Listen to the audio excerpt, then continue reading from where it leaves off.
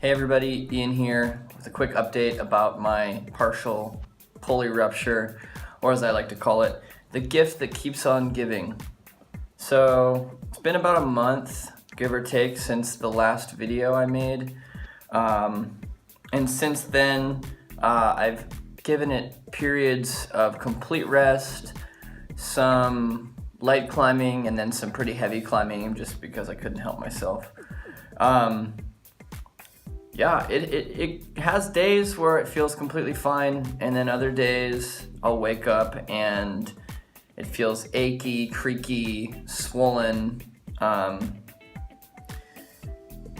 So really it's become a matter of deciding if I want to completely rest, not climb at all, and have it heal possibly a little faster, or if I want to continue climbing lightly, no crimps with my left hand, and maybe prolong the healing process a little bit.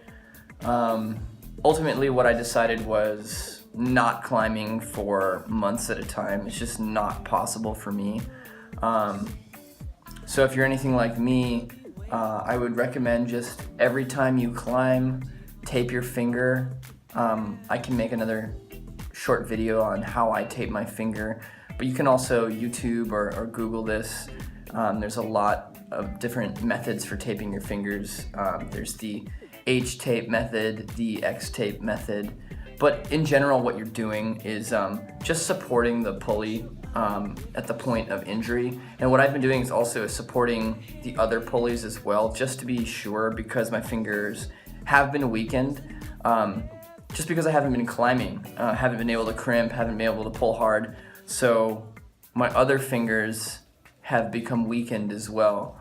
And what I mean by that is they literally aren't as strong anymore. I can't hold on to things as long as I once was able to. It's a little frustrating, but I'm just happy to be able to climb. I did find my acupressure ring that I described in the last video, but didn't get a chance to show you because I couldn't find it. But this is the acupressure ring. It's basically like a coiled spring thing that rolls over on itself.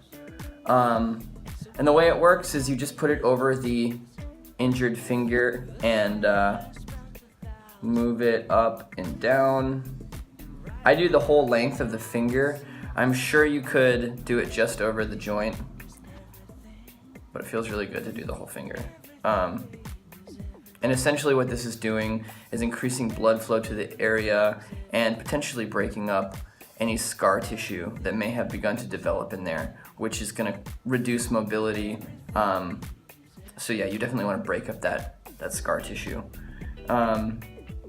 It's amazing how much this little thing works, because I'll wake up in the morning feeling completely tight in my finger. I have a habit of crimping in my sleep.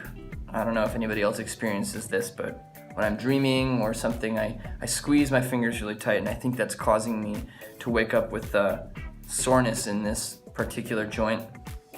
But then yeah, I just throw this thing on there, and immediately afterward it feels great. So yeah, I'm still doing the finger exercises before every session. Again, half glide, touch the fingers to the palm, and then a full glide of the tendons. I'm repeating that 10 times.